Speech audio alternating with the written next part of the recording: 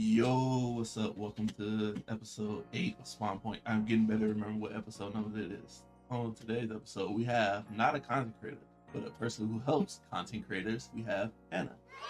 Hello. Hannah is a video editor, correct? Mm-hmm. Yes.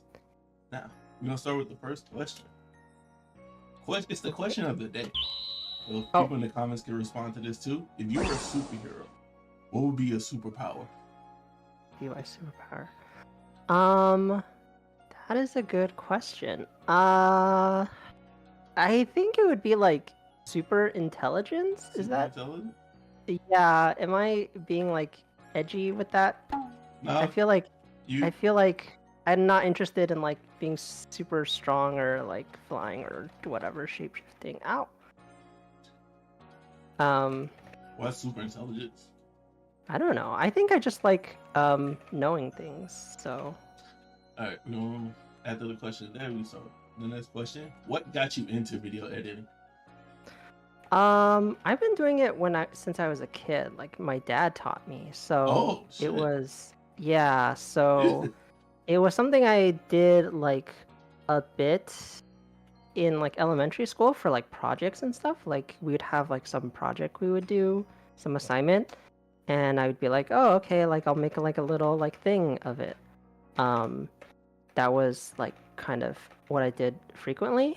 And then in college, my major was like had stuff to do with film editing, but it wasn't like all film editing, but there was a lot of it. So then that kind of like continued that. Oh, so you went to college. Wait, what did you say? Sorry, what did you say your major was in college? it was a media arts degree. So I did like film editing, but then you would also learn like typography and like photo editing and like design and stuff. So it was like a lot. It was like a multidisciplinary kind of major. So that's what I did. And then I did some editing for Kitty, like just like on a whim. Yeah. And it like was pretty fun. So then we just started to do that, and so here I am. What made like? When did you decide like, you know what, this is my thing, I'm gonna keep doing it? I for a while I wanted to be a game designer, but then I just was like, I don't know, I think sometimes just like things work out the way that they do, and so that's why, like, I wasn't like necessarily that I was like I'm gonna only do this, and it was just kind of like, well, I started doing the thing for Kitty, and then I was like, like this could maybe like transition into actual like job. So that's what I was like doing. It was like, that's why. When it comes to editing, how would you describe like your workflow, like start to finish? I'm very like, I typically try to do one thing at a time usually. Okay. At best 2 at a time. I'm kind of like very like linear. I probably should be a little less linear, but I just start from like beginning to end. And I typically, I think I try to like visualize what the final thing is going to be from the start. I have a lot of trouble like making stuff if I can't like figure out what it's going to look like from the beginning. So you have to see the vision before you... Yeah, I have to see the vision. Okay. Like break down, like if you like give you a TikTok, how would you like go about, what would be like each part you do? Typically it starts off by like, I go through the whole thing and I kind of like cut down everything that's superfluous. For TikToks, it's like you have to cut everything down as short as humanly possible. Like you can't have any fluff. You can't even like every frame you have to like, I'm gonna cut this frame because you don't need this frame. Like that's typically how with TikToks it's kind of like it's a bit easier because you have that like directive in your mind, or that like that's like the goal is like I have to make this as efficient as possible, like as economic, like in terms of like frame, like the number of like the amount of time it takes. Like I have to be as economic as possible. So that does make it easier in terms of like, okay, like what can I do to make this as short as possible? And usually like you already have like I guess before that you have to like know what is making this TikTok interesting.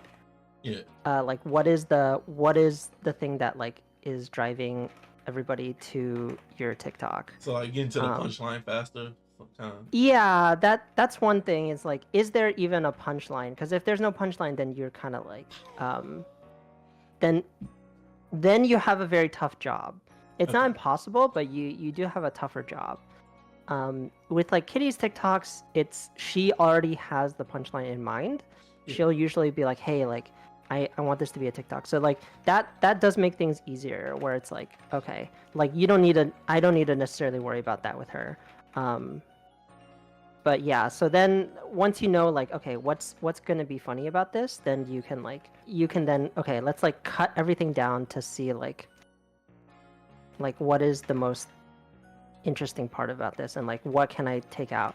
And it's good to have like a guideline. So typically my guideline is like, it has to be under a minute generally. It has to be under 60 seconds. Okay. If it's longer than 60 seconds, you better have a really good reason for it. Okay. And then after that, it has to be under 30 seconds. That's like the higher priority. It's like if you can get it down under 30 seconds, that's even better. And then it's like 15 seconds. So it's like the shorter you can get it, the better. If it needs to go longer, you better have a good reason. Like you better look at it and be like, I literally cannot cut anything else out. Okay. That's kind of the thing. And then after that, you just kind of like go through every moment and you go like, how can I elevate this by like, how can I make it funnier? How can I like reference a thing, or like, you know, if they say something sussy, like, okay, like maybe I just put in like the Among Us sound or whatever is like funny, or like whatever you think would make it funny. Okay.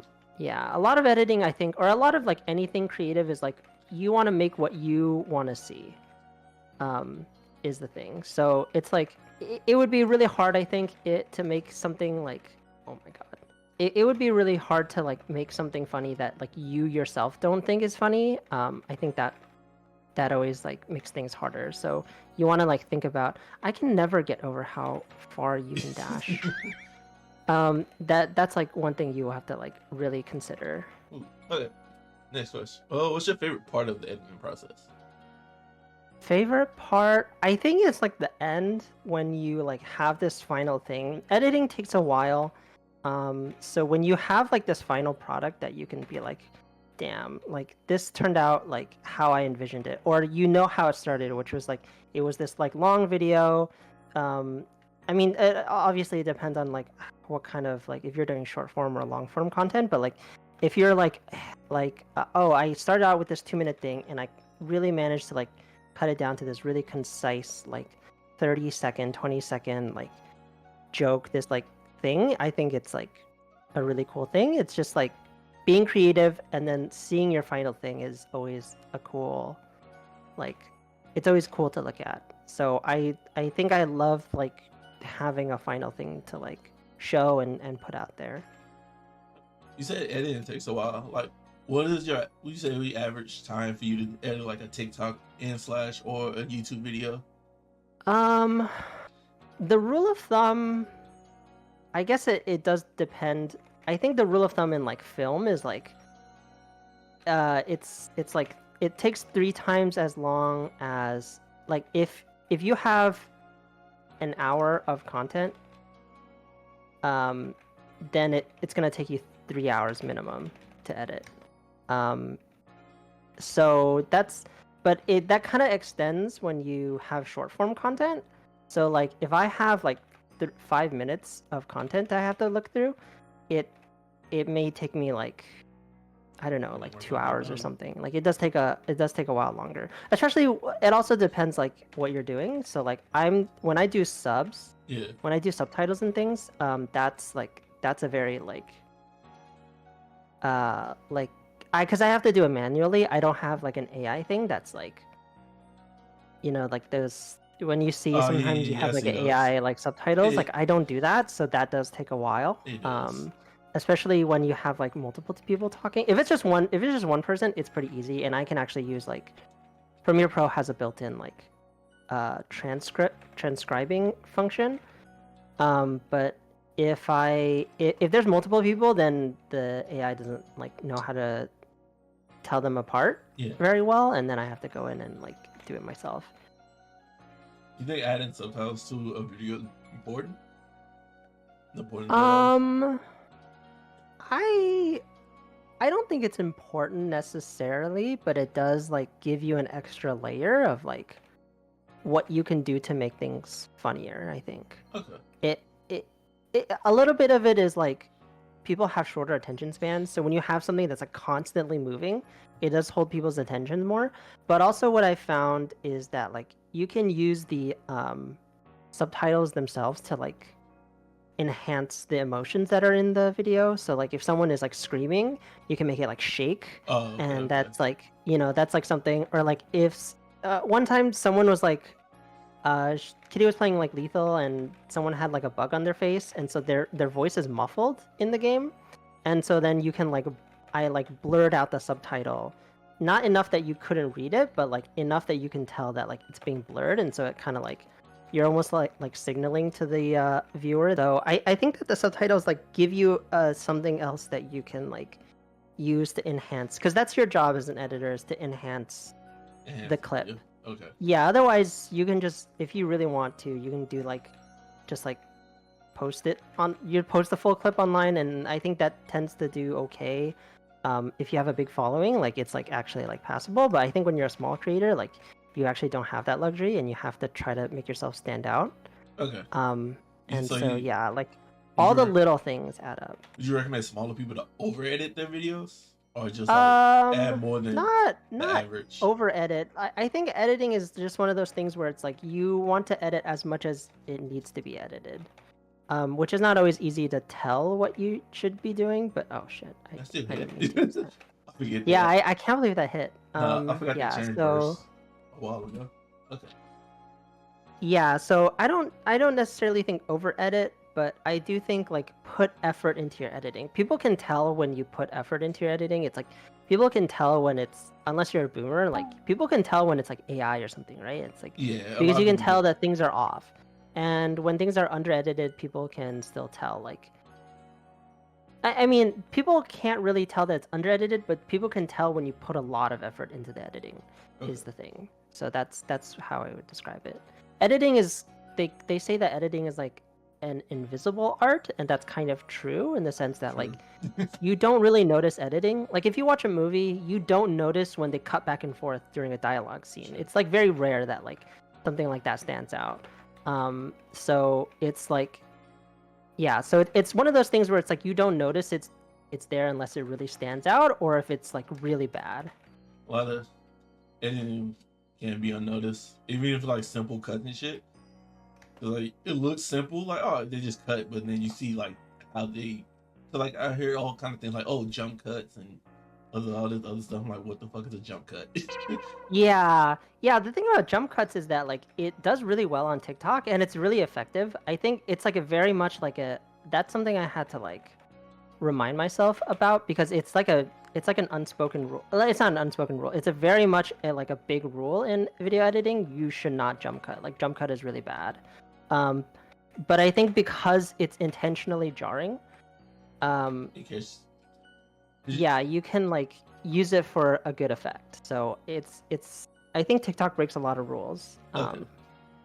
But yeah, like in a good way, not in like a bad way. So this is a question from the past guest. What is your favorite anime character and why? Oh, favorite anime character. I don't know if I have favorite anime characters. How? I don't know why did I get a positive? Damn, favorite anime character. I don't Want some time to think about this? I'm really bad when people are like, what's your favorite this or favorite that? I'm really bad at answering that. Give me a top 3, no order. Top 3, no order? Yeah. I think what it is like I tend to like things from shows that I like, not necessarily the character themselves. Okay. Top 3, Kiryuin Satsuki is maybe one. She's kind of iconic. I like. For a From hot Kill la second, Kill. I had to question myself. Like, that name sounds so familiar. It's Kill la Kill. It's one Yeah, of my favorite it's anime. Kill la Kill. Let me see. We'll come back to this one. Yeah, can we come back to this one? Yeah, Fuck. okay. Alright, I gotta like. All right, this is the Chat GPT question. Oh shit. If you could be in any movie, which one and why? Oh, any movie? Oof. That's. Oh man.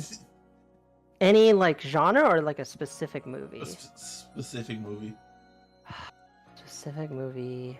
I don't want to say like something like I like a lot of like cyberpunky stuff, but like, would you want to like be in that world? Like, no, right? Because it's like a really sad world. I don't know. Maybe like, have you seen The Nice Guys? That's a really familiar. I don't think I've seen It's like a movie. It's like a detective movie that takes place in the 70s. Like, not that I love the 70s or anything, but I love the vibe in that movie. So maybe that. Okay. Yeah. So these are questions from my editor who edited the Spawn Point. Now, her first question is there anyone editing style? But is there anyone editing style that heavily inspires / influences you? Oh, that influences me. Yeah, I guess so. So, Edgar Wright, he does a lot of, he did, Scott Pilgrim, and he's the director of Scott Pilgrim. He's not an editor, but he directed Scott Pilgrim. He also directed Baby Driver, and I think a lot of, like, stuff that I do when it's, like, so for, like, work, when I do stuff that's, like, more, like, artistic, I guess, I try to, like, inject some artistry into my edits, and like sometimes I'm just like editing to the music, and I like sort of think a lot in that style where it's like I'm like matching the beat, I'm matching the vibe.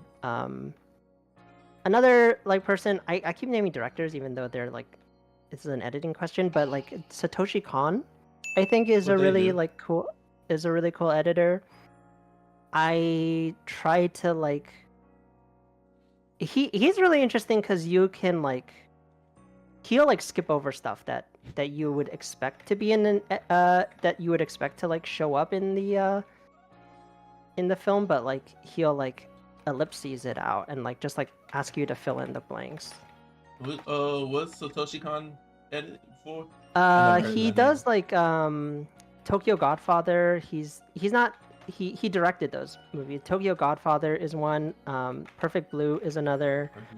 So like, yeah, they're just like he likes to subvert things, and I think that's something I think is really fascinating. And he'll use editing to subvert your expectations too, which is like very rare, I think.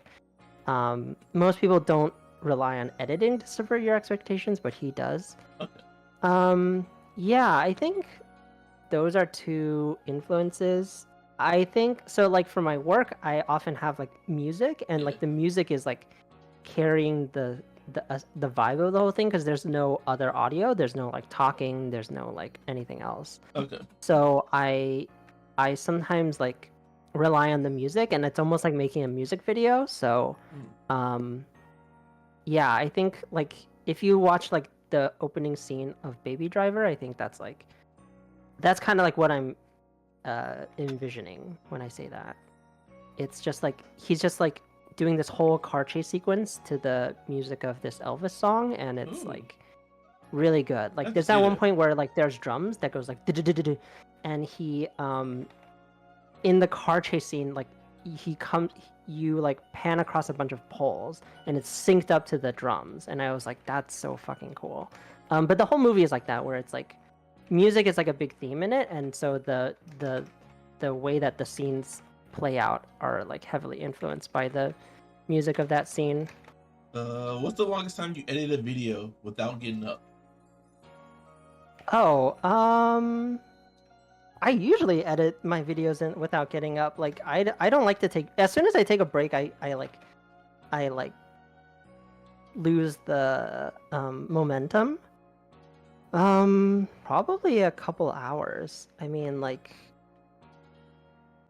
I can't even really necessarily name what project it was off the top of my head.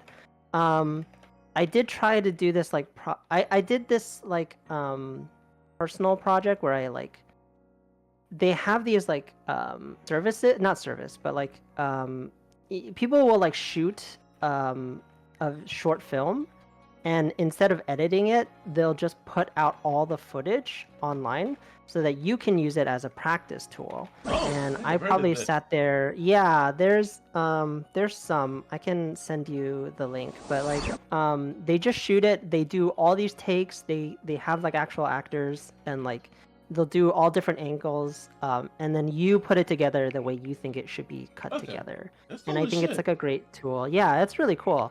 You pay for it usually. I mean, I guess it depends. They might have free ones, but like you pay for it, and then they're like per project or whatever, however it is. But I think it's a good way to like practice and just like that way you have something to show people when you're like building up your portfolio and stuff. Okay, if you could edit one video for anyone, who would it be?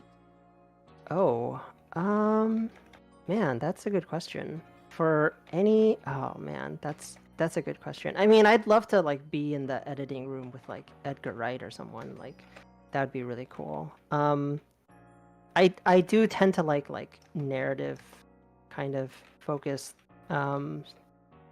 storytelling, so yeah, like yeah, maybe Edgar Wright, or like even like I think doing a music video would be really cool, but Oh, I don't know if I can like specifically say any specific artist. I am someone who likes to like, maybe a content creator too. You want? oh yeah, maybe. I'm thinking about like, so for like content creator, I'm like thinking about like doing like, oh my god, you blocked that. I was thinking about doing like video essays. I actually Video watch a essays? lot of video You did tell essays. me you like a lot of video essays. All right. Yeah, it's like a really kind of, I think not very popular. I mean, it's kind of adjacent to like commentary videos, which are pretty popular. So Yeah. All right. it's not like that unpopular, but like yeah. Let me get the Um, most recent video yeah. essay you watch right now. Most recent, well, oh geez. I mean, I guess it's not really an essay per se, but I recently watched this guy go through the entirety of these old Disney Channel shows and like basically go through episode by episode and like give like some commentary on Okay. each one and like then like wrap up his thoughts on the show as a whole. I thought that was really it was like 8 hours long. Like I'm Oh, not even okay. joking. You gonna throw I would that? just like watch that during work. It's not really an essay. So like the maybe the big essay that I watched recently is this a YouTuber named Jenny Nicholson put out a like a 4-hour video on the Star Wars hotel and like the experience of it all, and I thought that was a really interesting watch. Yeah, Jenny Nichols, she's been around, but she does like really interesting video essays.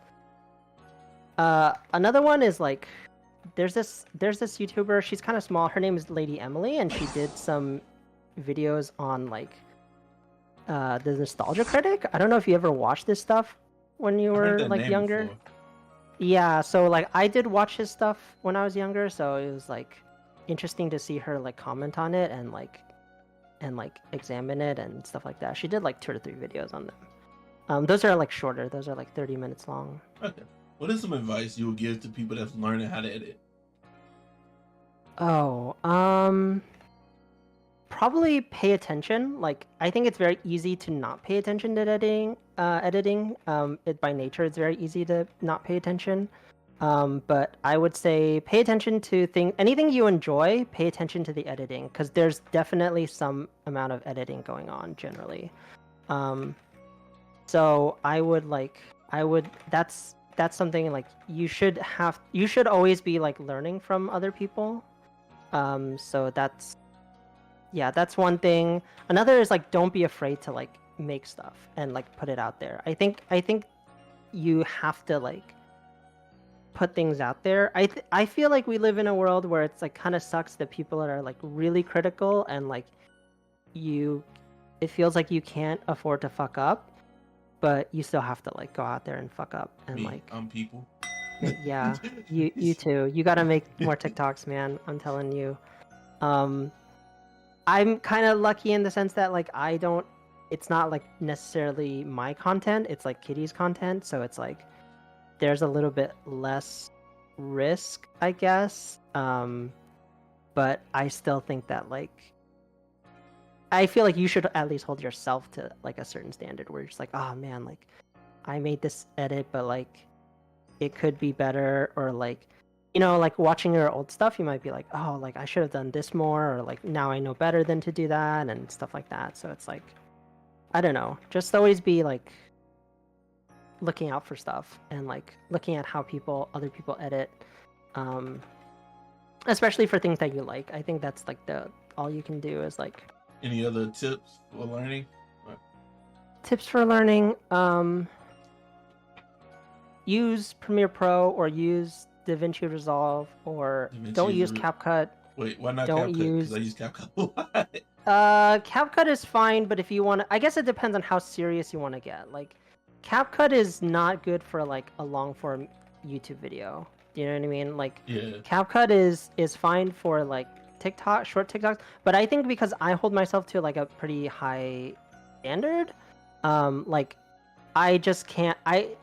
Premiere Pro gives me a lot of control, and on the one hand, it's like CapCut will make things easier for you. Oh, you missed that.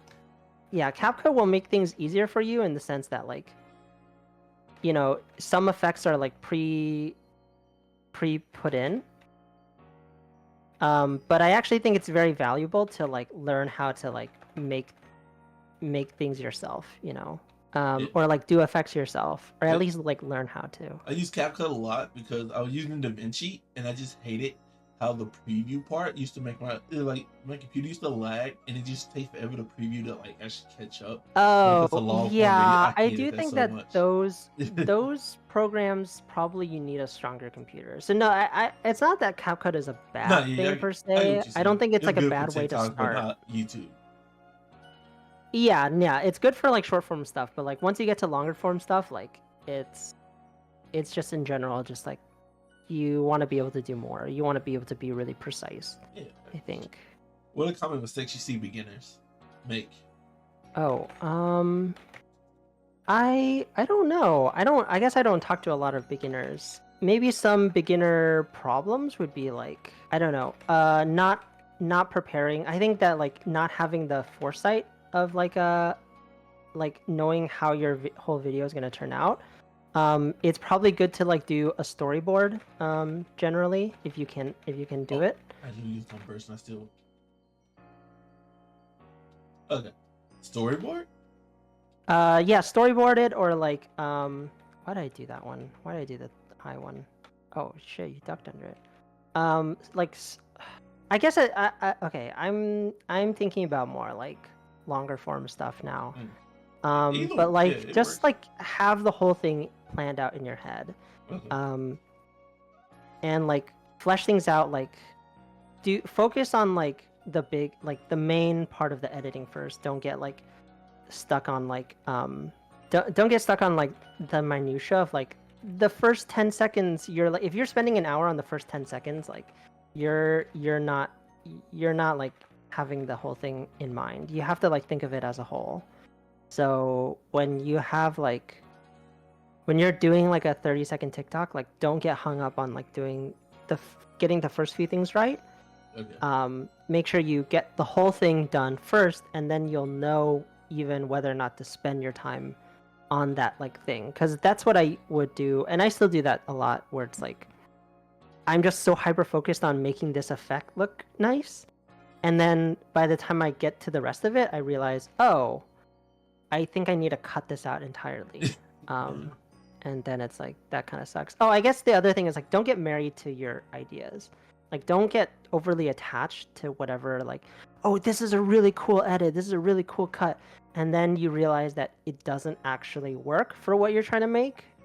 Then you have to be not afraid to like cut it, where it's like, like if I make a TikTok and it's like running kind of long and the part that should be cut is the part that I spent a bunch of time on, you just have to make that cut. Like you just have to like be okay with like not getting rid of that thing. Like you have to be okay with like letting your idea go to waste, so to speak, because you're gonna have a lot of ideas anyways. So it doesn't. It's there's no use to getting married to like an idea that is probably really great, but is just like it doesn't work for what you're trying to make, and people won't see that. People won't see that like you made something that's like has a cool idea. They're just gonna see, oh, that felt misplaced, or that, like they may not even be thinking that far. They may just be thinking like, oh, this is okay, when it could have been really great, if had you like cut out that thing, because it just didn't work for what you're trying to make. Any program or sites you would recommend that would help people out with editing? So as far as like the really like mobile friendly commercial ones that are out there, CapCut is probably the best one. But eventually you're gonna want to graduate to like Final Cut Pro or Premiere Pro or what's up? I never heard of the Final Cut one. Final Cut Pro is like Apple's thing. It's like Apple has like iMovie, and then they have like Final Cut, which is like it's a pretty professional. They have two like super professional softwares for like entertainment based. So it's like Final Cut Pro, which is their video editing, and then they have Logic Pro, I think is what it's called. It's for music. Okay. And those two are like pretty like, if you look at any like job listing, they'll be like, you must be familiar with like Premiere Pro or Final Cut or DaVinci Resolve. Those are like the big three right now. You'll see either one or all of them listed. DaVinci. Yeah, for like a serious editing job, that's like if their job is just like, hey, make content for social media, then I don't think they'll have that requirement, and you can probably just get away with CapCut. Yeah, but also don't use Premiere Rush. Premiere Rush is like Adobe's answer to CapCut, and it's fucking ass. So like they don't make, to be honest, like Premiere Pro is kind of like, Adobe is an ass company, but like their stuff is just so like well known that, oh my god, their stuff is just so like part of the industry now that you can't help it. Other hobbies outside of video editing? Hobbies outside of video editing, gaming. Let me see. Yeah, it's a lot of gaming. It's a lot of movies. I like to watch a lot of like, I got that millennial energy, so I like to watch a lot of like YouTube videos, and it's I guess maybe because what I do a lot is like short form editing now. Like it does kind of like, I do kind of want to watch something slower. I want to watch more movies. I feel like that are like not blockbuster movies, but like indie more, not even necessarily indie films, just like movies that are like not like an action comedy, because I just feel like that's most movies now. It's like, yeah, CGI action comedy, and it's like there's Marvel. Other stuff like even like a next step is like go watch Furiosa, like that's like action, but it's not the same thing as Marvel, right? Or it's like, it's not Star Wars. Like I feel like I just feel a little fatigued, so I'm trying to like do more of that. I'm also in the middle of writing a video essay. It probably won't be that long, and I haven't touched it in a while, but can we get a leak on what it's about? It's about, I'm trying to get it out in November of this year, so I still have time. And it's about Far Cry 4, because that's like the 10-year anniversary. Because there's this been like thing that like that's been on my mind for like a long time now about Far Cry 4, and I was just like, you know what? I just like make a video about it, because what's the point of like having it in my head, and like not getting it out there. So yeah, it's about Far Cry 4. It's about like it's about like Asian Americanness. I think there's like this thing, and I don't feel like I'm reading too far into it, but it is just this thing that exists in there. That's like, it's really kind of interesting, so I want to talk about it. Which one is Far Cry 4? Far Cry 4 is the one that's like set in the Himalayas, Is it kind of the like one with the it's guy like a that's talking about Himalaya. insanity? Or that no, that's 3. No, that's Far Cry 3. That's like the one that's like really popular. This is like the less successful younger brother. It's the sequel. And but I actually think that I think it's better, if I'm being honest, but that's not the general popular that's not the like popular opinion in public discourse, I guess. Thank you, Joey Game. What's some of your favorite games? Favorite games. Favorite games. I mean, Far Cry 4 is actually one of them. Although it's been a while, and I think I'm tired of open world games. But favorite games. God of War, Which the one? new one. Okay, 18 in Uh, Ragnar. yeah, Okay. 18. Spider-Man. The Spider-Man games are really fun. Hearthstone has always gonna hold a place in my heart. Let me look at my Steam library. Civ. I see you playing. I have a lot of hours of Civ. You and I my have friend almost. Crystal get I'm along. 3 hours shy of 4 hours right now. Yeah. My friend Crystal be playing a lot of Civ recently. Yeah, with number 7 being announced, it's kind of hard not to. Assassin's Creed is definitely one of them. Which one? Just Or just the whole series in general? Probably the Ezio ones, if I'm Okay. being honest. Unity actually is. I do like Unity a lot. Unity? The Bug Fest? When it's not buggy, it's like actually a pretty decent game. So let me see what else is here. Oh, Dishonored I really like. That's a cool game. I like the concept of that game. Doki Doki Literature Club, actually. Doki Doki. I'm not expecting that. Literature Club. Have you played it? No, I know about. I watch people play it. Okay, you like know it, right? I just like things that like subvert genre or subvert expectations. It's like the same reason why. What's that? I said that game show did that one. Oh yeah, I know, right? So anything that like does that. Oh, Mark of the Ninja is a fun one. I haven't heard of that one. Yeah, that one's a stealth game. It's really small. It has a Saturday morning cartoon vibe to it. Ooh, I love stealth. It's pretty fun. It's really well done. Check that one yeah, out. those are like the big ones I want to say. Okay. Papers, Please. That's a really good one. I really like that one. I try to play games like that when I can. As in like games like that, as in like indie games that make you really think. So that's one of them.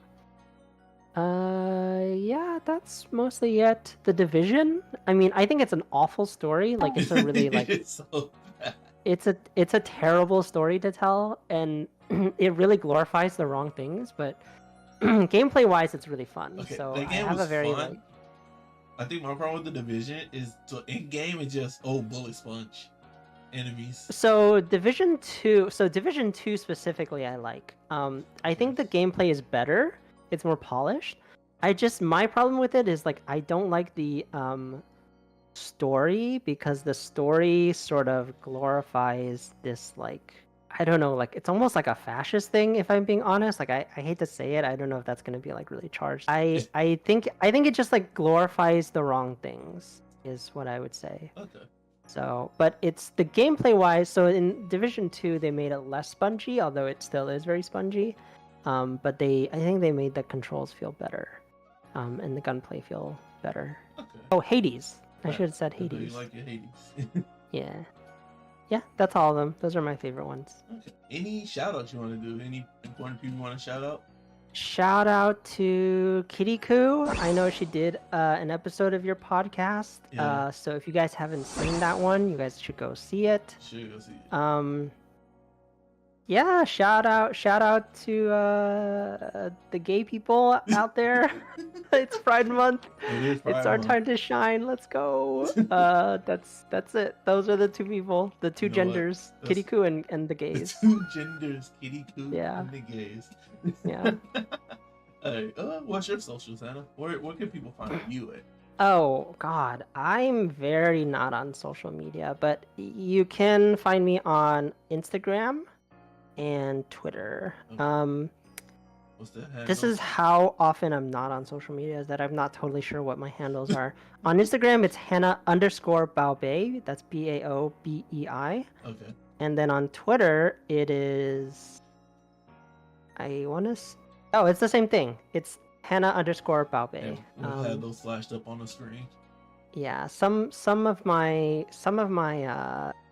socials don't have the underscore, so I wasn't totally sure. But yeah, The underscore. those get a lot two. of people. Yeah, and then I think on TikTok it's like without the underscores if you want to follow me there. But I really don't post. I'm really bad at posting. Okay. So yeah. All right. Before we end this episode, we have to go back to the anime question. Oh God. Okay. Favorite anime characters. Let's see. That's a good question. Let me see. Oh, can I say Light? Yagami Light? I don't think he's a good person, but I think that he's a really interesting character. He's like an interesting character the way like Walter White is an interesting character. You know, like they're not like good people. Walter was cool as shit. Yeah, but you know they're really interesting characters. Also maybe weirdly Panty from Panty and Stocking, like season 2. Let's go. Yeah, finally. I forgot that it's coming out. They haven't said anything since then. Yeah, it's been really quiet.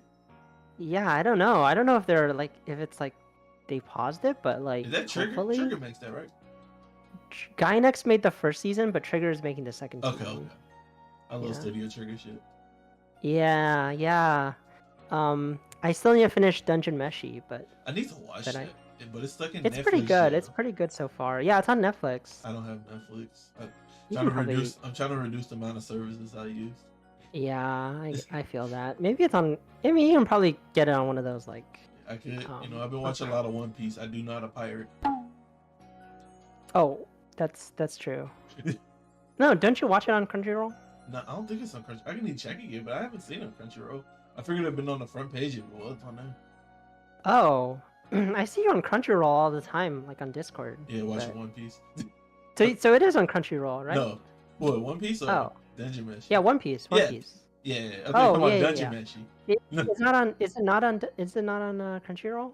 I guess maybe Netflix I don't think has so. Yeah. exclusive rights. Netflix be still anime. Like they got JoJo Part 6, which I still hate them for. Oh, that's crazy. Yeah. Well, that's why pirating is the most ethical. I love JoJo. I need to watch Part 6. They took my JoJo's away from me. I haven't seen any of them.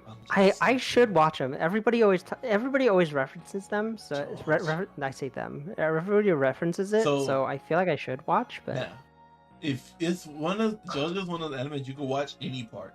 I watched it from the very beginning. I watched part 1 to part 5, but the only parts that connect, like part 1 and 2 connect.